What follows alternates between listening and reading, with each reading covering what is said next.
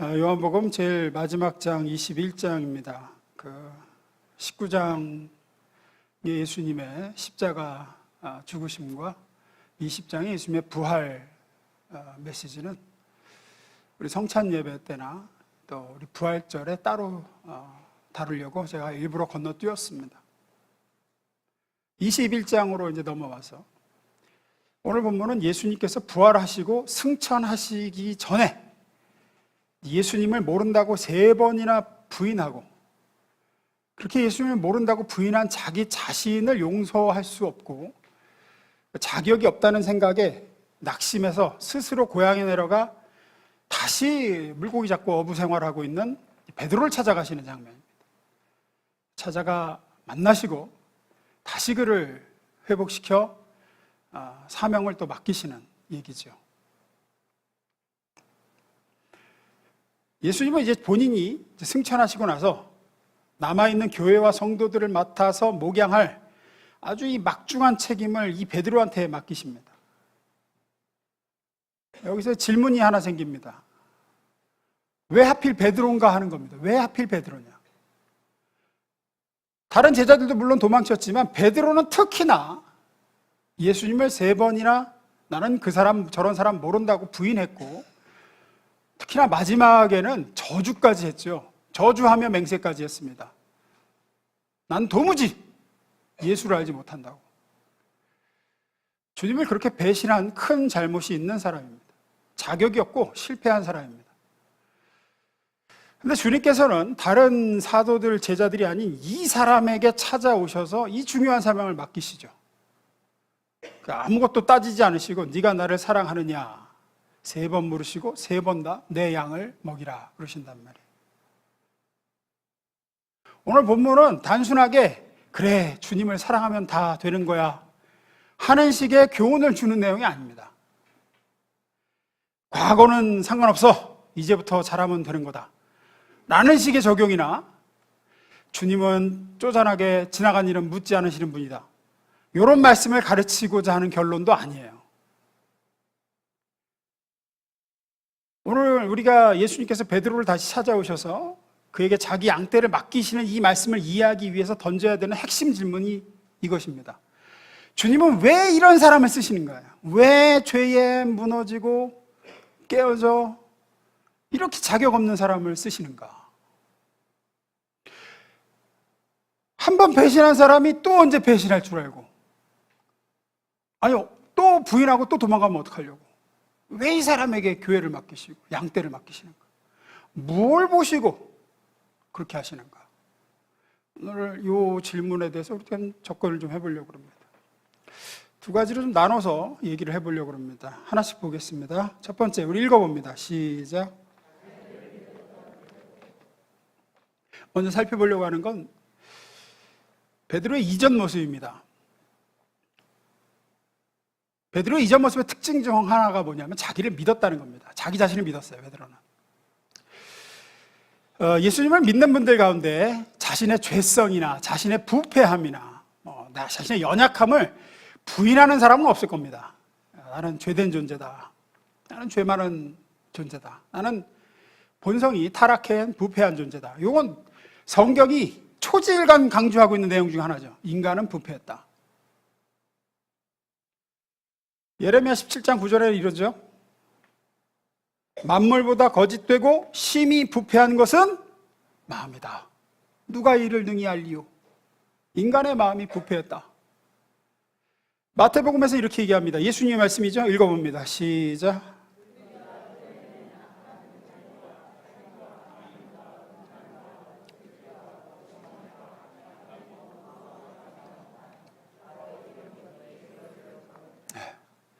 예수님이 이렇게 손 안 씻고 음식 먹는 걸 보면서 바리새인들이 막 손도 안 씻고 음식 먹는다 그러니까 예수님이 하신 말씀이죠.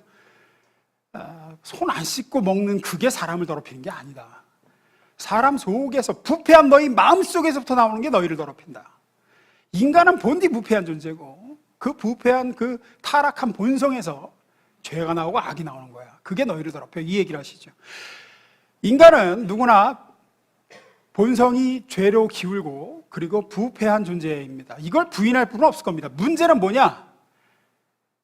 자기 자신이 얼마나 부패한 존재인지 그 깊이는 모른다는 거예요. 그래, 내가 죄된 존재지라고 하지만 정말로 자기 밑바닥을 본 사람은 별로 없습니다.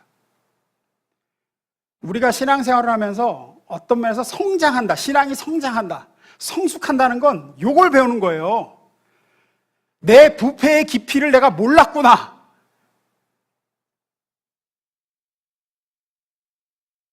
그래서 신앙생활을 하면 할수록 자신이 점점 깨끗하고 괜찮은 사람이라고 이렇게 자꾸 점점 더 그쪽으로 간다 그러면 지금 신앙생활을 지금 뭔가 잘못 가고 있는 거예요. 복음을 모르는 거예요. 복음을.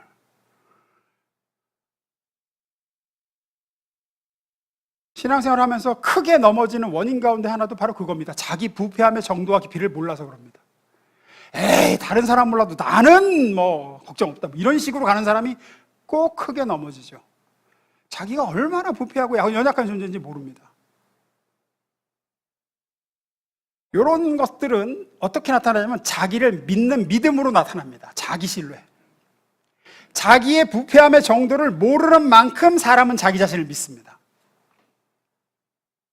반대로 자기의 부패함의 정도, 자기의 연약함의 정도를 아는 만큼 그 사람은 주님을 더 믿습니다. 자기를 믿지 않고. 그래서 성경은 이렇게 얘기하죠. 잠언 28장 26절입니다. 읽습니다. 시작.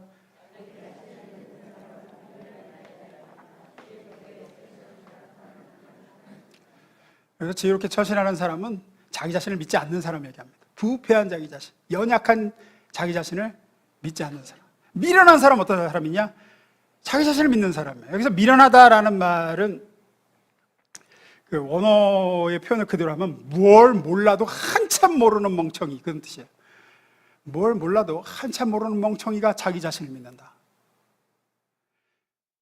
얼마나 인간이 죄와 유혹에 연약한지, 하나님의 이 은혜의 보호막이 사라지면 무슨 짓이든 할 수 있는 게 인간이에요. 내가 그래도 그런 짓은 아니고, 그거 하나님이 이렇게 산울로 두르셨기 때문이에요. 인간에게 모든 시험과 모든 유혹이 다 허용돼 버리면 우린 무슨 짓이든 할 수 있는 존재입니다. 인간은 그만큼 연약하고 그만큼 부패했습니다. 요 자신의 부패한 정도를 모르는 어리석음에서 나오는 게 이제 자기 신뢰예요. 자기를 믿어요. 그래서 베드로가 꼭 그랬습니다. 베드로가 어느 정도 자신을 믿었느냐, 어느 정도로 예수님의 지식과 예수님의 말씀을 반박하면서까지 베드로는 자기를 믿었습니다. 요한복음 13장으로 가봅니다. 36절입니다. 시몬 베드로가 이르되 주여 어디로 가시나이까? 예수께서 대답하시되 내가 가는 곳에 내가 지금은 따라올 수 없으나 후에는 따라오리라. 37절입니다. 읽습니다. 베드로가 이르되 주여 내가 지금은 어찌하여 따라갈 수 없나이까? 주를 위하여 내 목숨을 버리겠나이다. 주님이 지금은 따라올 수 없다고 분명히 말씀하시는데 자기는 뭐래요? 따라갈 수 있다고 얘기하죠. 누굴 믿어요? 자기를 믿어요. 왜 믿죠? 자기가 얼마나 연약한지 모르고 있습니다. 자기가 센 줄 알고 있습니다. 마태복음으로 가봅니다. 26장 34절입니다. 예수께서 이르시되 내가 진실로 내게 이르노니 오늘 밤 닭 울기 전에 내가 3번 나를 부인하리라. 못을 박으시죠? 따라올 수 있다고? 아니 너는 오늘 밤 닭 울기 전에 3번 나를 모른다고 할 것이다.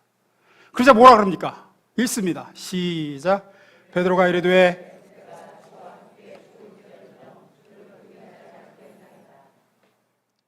주님께서 3번 부인할 것이라고 못을 박으시는데도 베드로는 내가 주와 함께 죽을지언정 주를 부인하지 않겠나이다. 다른 복음서에서는 그러죠. 저들은 다 주를 버려도 쟤들은 다 그래도 나는 안 그럽니다. 나는 안 그럽니다. 그는 주님보다 내가 나를 더 잘 압니다 하는 식으로 주님의 말씀조차 반박하며 자기 자신을 믿고 있습니다. 두고 보라고, 나는 다르다고, 내가 한다고. 성경은 이것을 자기의라고 이야기합니다. 자기의의 또 다른 형태 중 하나가 자기 신뢰예요. 우리는 구원을 얻었고 하나님의 자녀이고 믿음을 가졌으니 당연히 하나님이 우리를 구원하셔서 이제 이루고자 하시는 일에 내가 쓸모있기를 바랍니다. 우리는 또 나를 구원하신 예수님을 따르고 그 예수를 닮아가기를 우리는 소원하죠. 여기까지는 문제될 게 없습니다. 문제는 뭐냐?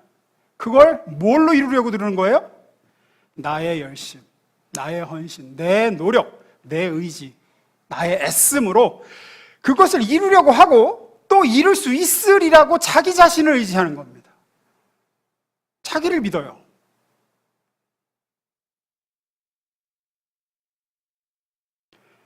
이렇게 가도 신앙생활이 언뜻 겉으로 보기엔 꽤 괜찮게 가기도 합니다. 부단히 애쓰고 노력하며 베드로처럼 결심도 하고 장담도 합니다. 내가 주를 위하여 하겠다. 내가 이루겠다. 하지만 이렇게 가면 거기엔 반드시 자기의라는 것이 붙어 다닙니다. 그렇게 해서 작은 거 하나라도 성과를 얻고 뭔가 이룰라 치면 그건 이제 누가 한 거가 된다고요? 내가 한 게 되죠. 내가 했어요. 내가 내 의지와 내 노력과 내 애씀으로 이루었다고요. 쟤들은 못했지만 나는 했다고요. 그래서 나는 대단한 사람이라는 생각이 듭니다. 나는 뭔가 남다르다고 생각합니다. 그럴 수 있는 열심과 그 마음이 위로부터 주어진 게 아니라 자기가 냈다고 생각하기 때문이죠. 그래서 말로는 영광을 얼마쯤은 하나님께 돌리는 것 같지만 궁극적으로 내 노력과 내 힘과 내 의지와 내 애씀과 열심으로 해냈다고 여기니 그 공로를 자기에게 돌리고 영광을 스스로 취합니다. 이런 것들은 비교하며 나타나기도 합니다. 그리고 여기서 조금 더 가면 자신처럼 못하는 사람들이 거슬리기 시작합니다. 이제. 나는 너희와 다르다라는 우월감을 가지게 되고 거기서 더 나가면 너는 왜 안 하냐? 너는 왜 그 꼴이니? 라며 심판자의 자리에 들어가게 되죠.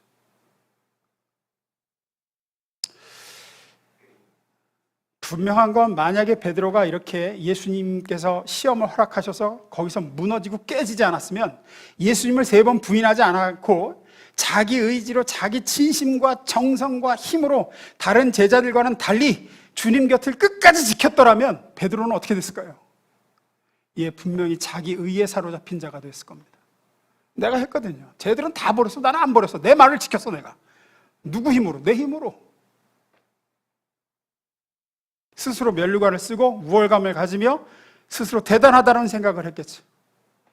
영광을 스스로 취했을 겁니다.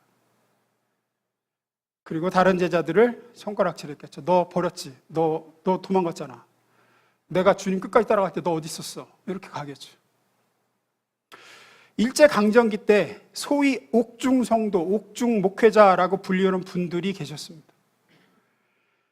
이분들은 일제강점기 때 신사참배를 하지 않으면 극심한 핍박이 있을 때에도 믿음을 지켰습니다.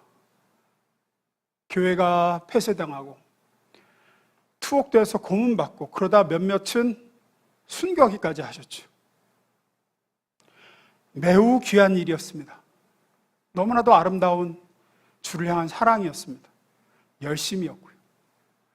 근데 참 안타까운 것은 해방된 다음에 일부 옥중성도, 일부 옥중 목회자들이 자신들만이 한국교회의 진정한 지도자 자격이 있고 하나님 자녀로서 떳떳하다고 생각했고 주장했습니다. 그들은 점점 교만과 비판의 사람들이 되어갔습니다. 일제시대 때 신사참배했던 목사님들은 전부 교회 강단에서 내려와야 된다고 주장했고 회개하고 근신하라 한 이후에 다시 회개하고 근신하라. 우리 허락 떨어질 때까지 너희들 근신해 라고 하면서 자신들의 우월감과 자신들이 하나님 앞에서 얼마나 의로운지를 드러내기 바빴습니다. 그로 인해 한국교회는 크게 분열을 하게 됐죠. 이분들이 이렇게 된 이유가 뭘까요? 예, 자기 의에 사로잡혔기 때문입니다.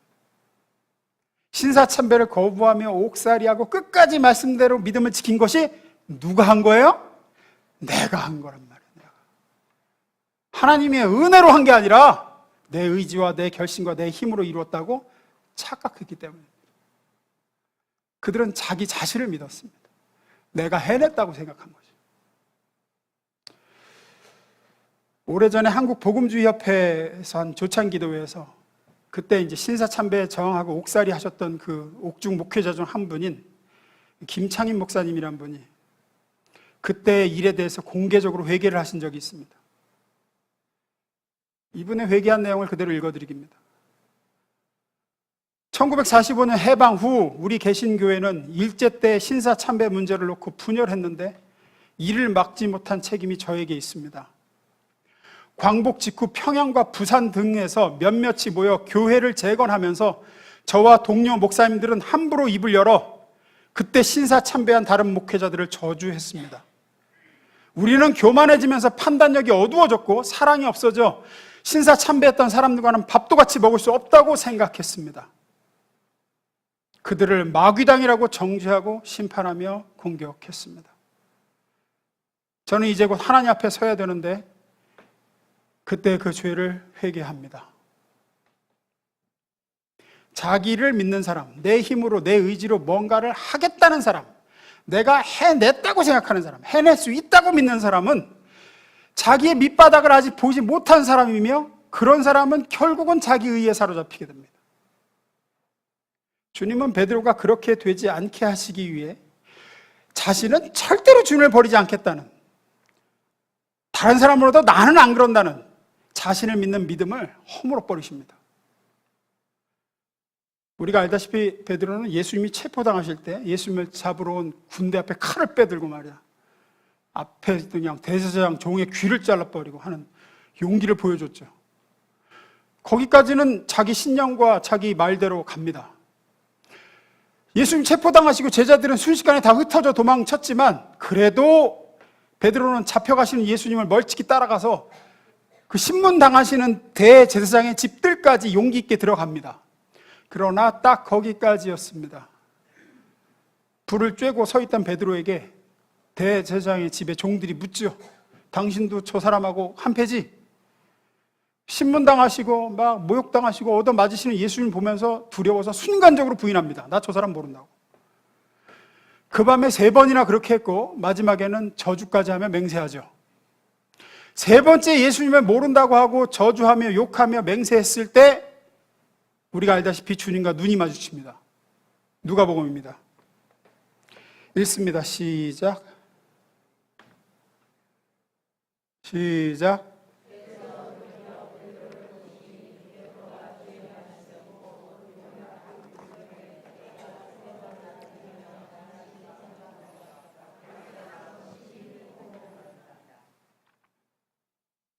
이 베드로의 수치스러운 기록이 마태복음, 마가복음, 누가복음, 요한복음 이 4복음서에 다 비교적 상세히 기록되어 있어요. 이게 복음서는 원래 예수님의 가르침과 행적을 기록하기 위한 책들입니다. 근데 이상하게 이 베드로의 수치스러운 이야기만큼은 매우 상세하게 예수님의 가르침도 아닌데 4복음서 다 기록되어 있어요. 주님께서는 어떻게 보면 가혹해 보이리 많지 베드로를 다른 제자들 앞에서 어떻게 보면 공개적으로 그의 잘못을 다 드러내셨습니다. 여기에는 이유가 있습니다. 베드로가 자기 자신을 믿는 이 믿음, 자기 의, 이게 깨지지 않으면 주님을 따를 수 없기 때문이에요. 예수님은 나를 따라오려거든 자기를 부인하고 이 조건을 제시하셨거든요.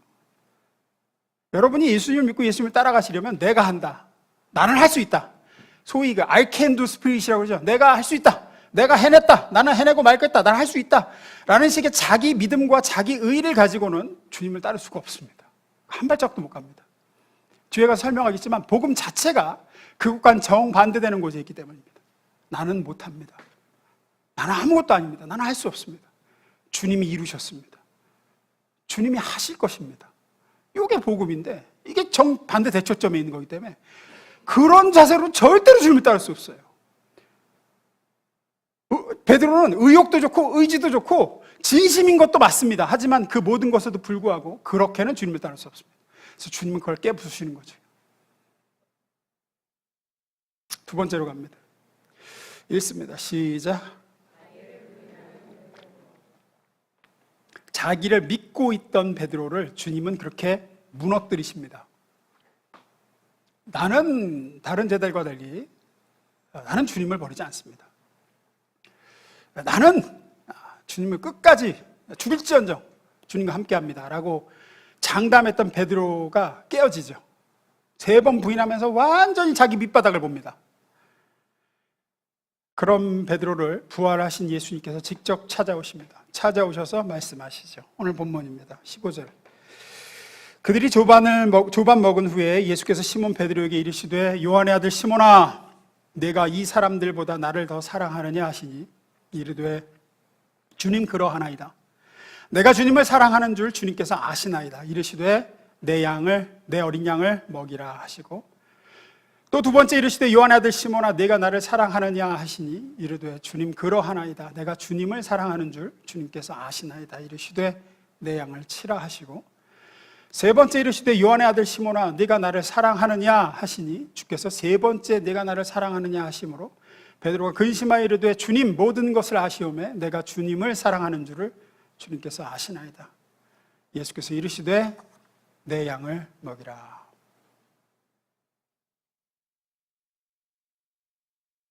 오늘 우리가 지금 본문에서 이렇게 읽었듯 부활하신 예수님께서는 베드로를 찾아오셔서 네가 나를 사랑하느냐 하는 질문을 3번 반복해서 던지십니다.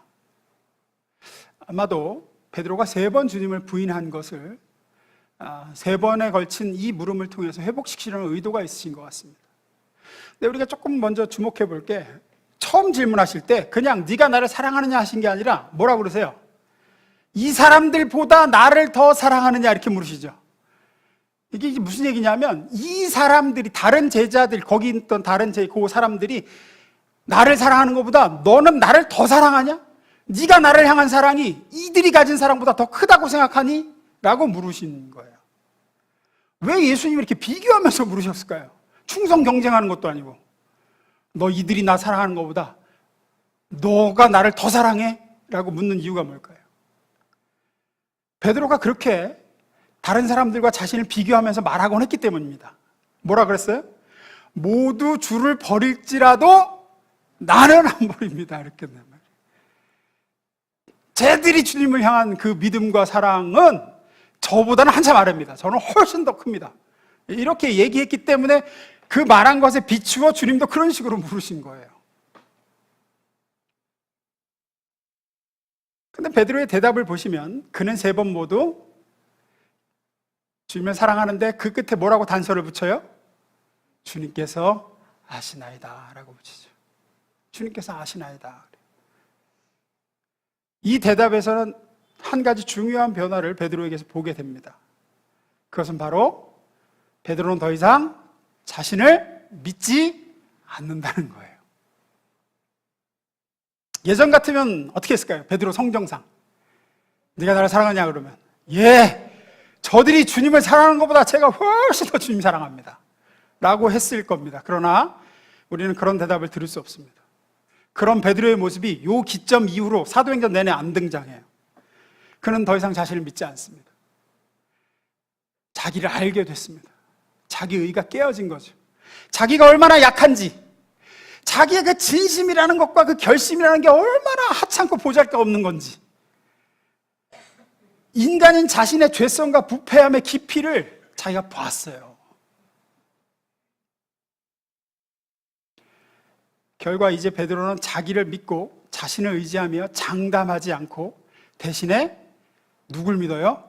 주님을 믿는 겁니다. 주님을. 그래서 이렇게 대답하는 거예요. 주님께서 아시나이다. 저는 모르겠습니다. 지금 제 마음은 분명히 주님을 사랑하는 것 같습니다. 제 마음은 여전한 것 같습니다. 하지만 자신이 없습니다. 저는 언제라도 또 주님을 부인할 수 있는 부패한 종자입니다. 저는 그걸 압니다. 언제라도 마귀의 시험이 허락되어지면 다시 꼬꾸라지고 무너질 연약한 존재이고 죄인입니다. 사랑하는 주님을, 그렇게 사랑한다는 주님을 나 살겠다고 언제든지 버릴 수 있는 비열한 인간이 접니다. 그래서 저는 제 바닥을 알고 저는 모르겠습니다. 저는 모르겠습니다. 제 마음 같아서는 정말로 주님을 사랑하고 또 사랑하지만 이 마음도 제게서부터 온 게 아니라 주님이 은혜로 주신 것을 아는 거죠. 앞으로 주님을 끝까지 사랑할 수 있을지도 내게 달려있지 않고 누구께 달려있다는 거예요? 주님께 달려있는 겁니다. 그래서 주님이 아신다는 겁니다. 나는 모르지만 주님은 아십니다. 예, 제가 주님을 사랑하는 줄 주님께서 아십니다. 전에는 주님의 지식과 말씀, 그 전지하신 주님을 반박했습니다. 주님이 지금은 너 따라올 수 없다. 왜냐하면 네가 너를 의지하고 있거든. 넌 너를 믿고 있거든. 그래서 지금은 따라올 수 없지만 나중에는 네가 날 따라올 거야 라고 말씀하시는데도 아니요, 저는 따라갈 수 있습니다 라고 했고, 주님께서 3번 부인할 것을 못 박으셨는데도 내가 주와 함께 죽을지언정 주를 부인하지 않겠습니다. 다른 이는 다 주를 버려도 저는 주를 버리지 않겠습니다 하고 장담하는 식으로 말했습니다. 뭐죠? 나는 나를 믿습니다 합니다. 나는 나를 믿습니다. 그러나 베드로는 더 이상 이제 그렇게 말하지 않습니다. 이제는 자기 안에 있는 생각과 감정과 의지에 대한 주님의 전지하심과 전능하심에 내려놓습니다. 이거 아무것도 아닙니다. 이거 다 주님이 주시는 거고 주님이 할 수 있게 해주셔야 하는 겁니다. 주님께서 아십니다. 주님만이 제가 주님을 끝까지 변치 않고 사랑할 수 있게 은혜를 주실 수 있는 분입니다 라는 고백이죠. 내가 하겠다, 내가 할 수 있다, 내가 해내겠다, 내가 해냈다는 식의 자기 의가 철저히 깨어진 사람이 되었습니다. 사도 베드로의 변화된 모습은 사도행전에도 종종 나타납니다. 그중 하나만 보겠습니다. 사도행전 3장에 가면 성전에 올라갔다가 나면서부터 걷지 못하는 이 앉은뱅이를 고친 사건이 나옵니다. 베드로가 일으키죠. 금과 은은 내게 없으나 나사렛 예수의 이름으로 명하노니 일어나 걸어라. 그러니까 그 사람이 벌떡 일어났고 한 번도 걷지 못한 사람이 걸으면서 뛰면서 찬양합니다. 그 일로 인하여 많은 사람들이 놀라며 베드로를 우러러보고 주목하게 됩니다. 그때 베드로가 이렇게 얘기합니다. 12절입니다. 그러자 베드로는 그 사람들을 보고 이렇게 말하였다. 이스라엘 사람 여러분, 왜 이 일로 놀라십니까? 우리 개인의 능력과 신앙으로 이 사람을 걷게 한 것처럼 왜 우리를 쳐다봅니까? 누가 한 게 아니라는 거예요. 내가 한 게 아닙니다. 내 능력과 신앙으로 된 게 아닙니다. 16절 읽습니다. 시작. 예수의 이름이 여러분이 지금 보고 있고 잘 알고 있는 이 사람을 낫게 하였으니 이것은 그의 이름을 믿는 믿음을 힘입어서 된 것입니다. 예수로 말미암은 그 믿음이 이 사람을 여러분 앞에서 이렇게 완전히 성하게 한 것입니다. 내가가 없어요. 내가 했다 내가 없어요. 철저히 예수만이 시작이고 끝입니다. 예수를 믿는 믿음이 이걸 가능하게 했습니다. 나를 바라보지 마십시오. 나는 나를 의지할 수 있는 존재가 아닙니다. 나는 믿을 만한 존재가 못 됩니다. 그러나 우리 주는 예수님은 믿을 만한 분이십니다. 그분을 믿으면 이런 일보다 더 큰 일을 볼 겁니다. 나 자신의 능력이나 신앙으로 한 게 아닙니다. 나는 아무것도 아닙니다. 오직 예수의 능력, 그 이름을 의지하는 믿음이 모든 것을 가능하게 했습니다.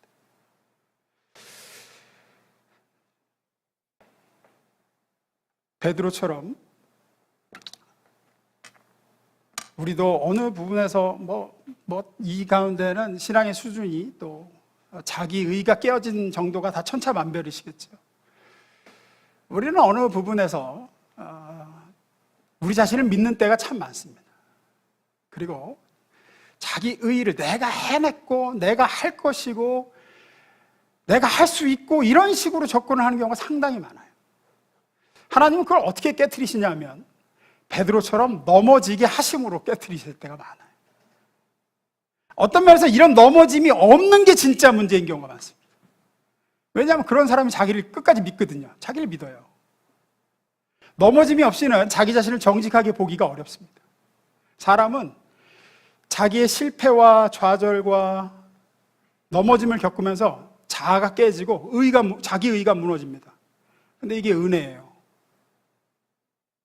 우리는 어떤 방식으로든지 이런 실패를, 이런 부끄러움을 겪지 않으려고 애쓰고 매달리고 기도도 하지만 사실은 그 넘어짐이 은혜입니다.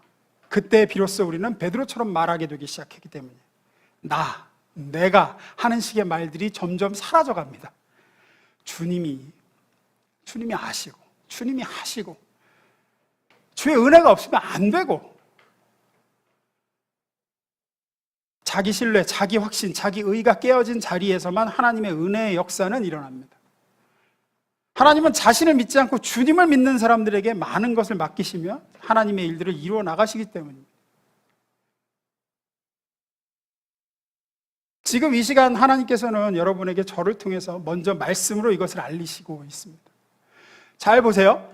자신을 믿고 있던 베드로의 자기 의를, 그 자기 신뢰를 깨트리기 위해서 예수님께서 제일 먼저 하신 일이 뭐였을까요? 말씀해 주신 거였어요. 너 지금 그렇게 자기를 믿는 지금 너는 나를 따라올 수 없다. 나를 따라올 수 없어. 나중에는 네 의가 깨어지고 나면 나를 따라올 수 있어.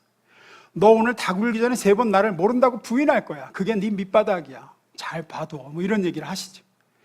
이렇게 경고와 가르침을 공개적으로 선포하시죠. 제가 지금 이 설교 시간에 여러분에게 하고 있는 일이 바로 예수님이 베드로에게 하신 일입니다. 아직도 자기 자신을 믿는 분들에게 내가 한다, 하겠다, 할 수 있다, 해냈다, 할 것이다 하는 분들에게 예수님처럼 말씀을 전합니다. 그렇게는 주님을 따를 수 없습니다. 여러분은 반드시 깨어지고 무너지게 될 겁니다. 또 그렇게 되어야지만 됩니다. 저는 이렇게 우리의 실력을 폭로하고 자신을 믿어서는 안 됨을, 자기 의의를 버려야 함을 전할 뿐입니다. 그래야 삽니다. 그래야 참된 믿음이 그 자리에 서게 됩니다. 여러분의 삶에서 그런 일이 일어났습니까? 여러분은 자신만만함으로 주님을 섬기지는 않습니까? 그러다 작은 거라도 뭐 하나 했으면 내가 한 것이냐 으스대고 우월감을 가지고 내세우려고 들지는 않습니까? 주님의 은혜가 없으면 저는 한 발자국도 주님을 따를 수 없습니다 하는 고백을 가지고 은혜를 사모함으로 주님을 의지하며 하루하루 주님을 따르십니까? 여러분은 여러분 자신의 부패함과 연약함의 깊이를 얼마나 인식하고 계십니까? 여러분, 여러분의 바닥을 보셨습니까? 아십니까? 지금도 하나님이 이렇게 여러분을 두고 있는 울타리를 거두시면 우리가 어디까지, 바닥까지 내려갈 수 있는 존재인지 아시냐고요. 말씀 마무리 짓습니다. 저는 지금까지 목회하면서 이 자기 의의를 깨트리는 싸움을 해왔습니다. 왜냐하면 복음은 우리가 할 수 없는 것을 하나님이 다 이루어 주셨다라는 게 선포하는 게 복음이거든요. 인간이 할 수 없는 그것을 하나님이 하셨다. 이것을 깨닫는 게 복음인데, 내가 할 수 있다라는 굳은 신념 속에 살아가는 건 그 반대되는 곳에 있는 자기 의의라는 겁니다. 이게 얼마나 끈질기고 얼마나 질긴지 모릅니다. 인간은 자기가 뭘 하기를 원하고 자기가 뭘 이루기를 원하고 그래서 자기를 높이길 바라기 때문에 그래요. 그래서 그 자기 의의가 산상조각나는 은혜의 역사가 아니면 인간은 계속 복음에 저항합니다. 그리고 결국은 하나님께 반역하고 자기가 영광을 얻으려고 그러고, 그리고 자꾸 하나님 자리에서 심판자의 자리에 서고, 저는 너무나도 많이 봐왔어요. 너무나도. 뭘 하긴 해요. 뭘 하긴 이루기도 이루어요. 근데 결국 그 결과물은 상당히 주님 기뻐하시는 쪽으로 가요. 저 자신도 그렇습니다. 저는 솔직히 지금까지 살아가면서 크게 실패를 경험해 본 적이 많이 없었습니다. 주변에서 늘 그랬어요. 승승장구한다고. 너 원하는 대로 뭐 장교로 군대 가길 원하더니 그것도 한 번에 붙었고, 유학도 한 번에 가고, 뭐 학위도 빨리 다고, 뭐 그러면서 제 안에 이게 자신감, 좋게 말하면 자신감, 나쁘게 보면 자기 확신이에요. 자기 믿음이에요. 나를 믿어요. 나는 맘먹으면 한다, 이런 식으로. 그걸 주님이 얼마나 깨트리셨는지 몰라요. 네가 할 수 없고 네가 하는 일이 아니다 라는 것을 여러 번 가르쳐 주셨습니다. 하나님이 하셔야 된다는 사실을 배우는데, 은혜가 필요한, 저는 아주 그 부패한 존재라는 사실을 깨닫는데 적지 않은 시간이 걸렸습니다. 여러분, 우리가 얼마나 어떤 실패와 넘어짐을 겪는가, 얼마나 오래 걸려서 배우는가도 문제가 아닙니다. 배워야 됩니다. 우리가 베드로처럼 주님께서 하시나이다 라는 수준까지 가야 됩니다. 주님께서 하셔야 되는 겁니다. 주님께서 해주시지 않으면 안 됩니다 라는 고백을 할 수 있게 되기까지 주님은 우리를 깨트리시고 무너뜨리실 겁니다. 또 그렇게 돼야 되고요. 베드로의 주님을 부인한 사건은 그래서 반드시 필요한 사건이었습니다. 그래서 네 복음서에 다 기록되어 있고, 주님은 이렇게 그래서 주님을 부인하고 넘어진 사람임에도 불구하고 베드로를 쓰신 게 아니라, 이런 사건이 있었기 때문에 베드로가 주님이 쓰실 만한 사람으로 세워진 거예요. 잘 들으셔야 돼요. 이렇게 주님을 3번이나 부인한 사람임에도 불구하고 우리 주님이 사랑이 많으셔서 베드로를 이렇게 귀하게 쓰셨다가 아니라, 그렇게 넘어져서 자기 밑바닥을 밟고 자기를 더 이상 믿지 않고 주님을 믿는 사람, 자기 의가 깨진 사람이 됐기 때문에 비로소 베드로를 쓰신 겁니다. 여러분은 어느 자리에 서 계십니까? 하나님께서 저와 여러분의 그 끈질기고 강하고 고집스러운 자기 의와 자기 신뢰, 자기 신념을 산산조각내 주시기를 소원합니다. 아무리 고통스러울지라도 그렇게 되기를 축원합니다. 그렇게 돼야 됩니다. 하나님께서 베드로에게 하셨던 그 일이 여러분의 삶에 깊이 경험되게 해주시기를 축원합니다. 기도하겠습니다.